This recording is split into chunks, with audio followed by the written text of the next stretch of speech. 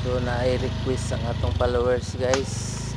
Na daw sila ay silingan nga naglisod po daw o dili kalakaw nagdahik karon atong adtuon.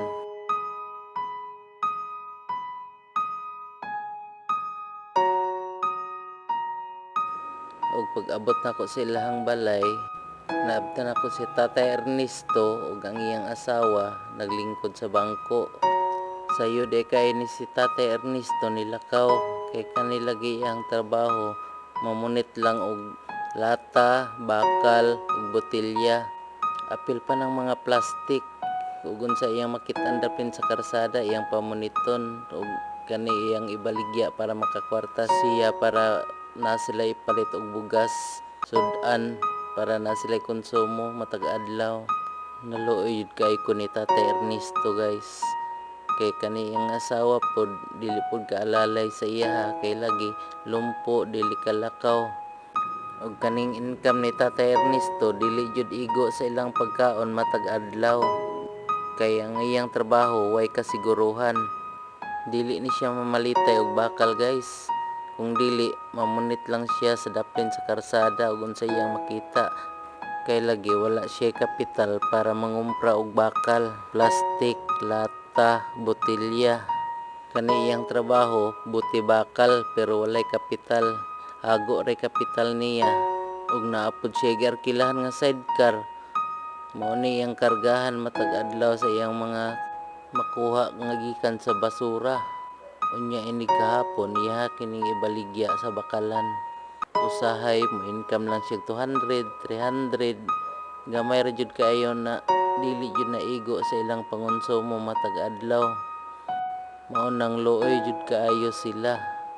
Kani de lang balay nga gipuy-an guys, dili din na ilaha.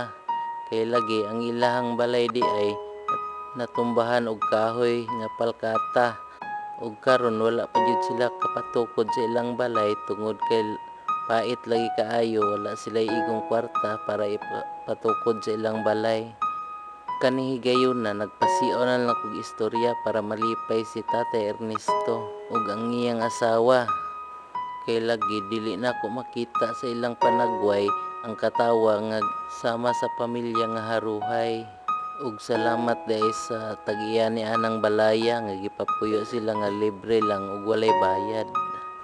Kani day si Tatay Ernesto usa din siya ka tricycle driver sa una, niundang na siya pagpamasayro tungod kay halap na daw iyang mata, dili na siya kaklaro kaayo.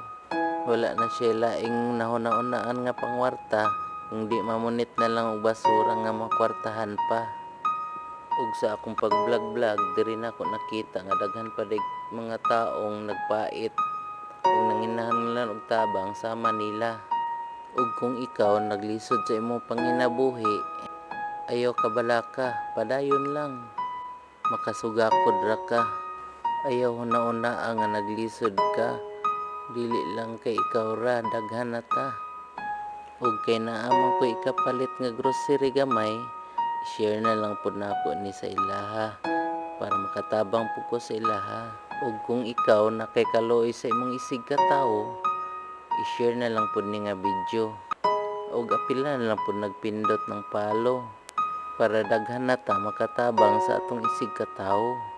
Ug hinaot nga kaluy-an na si Tatay Ernesto ug hatagan na siya grasya sa atong Ginoo para dili na siya maglisod sa iyang pangonsumo.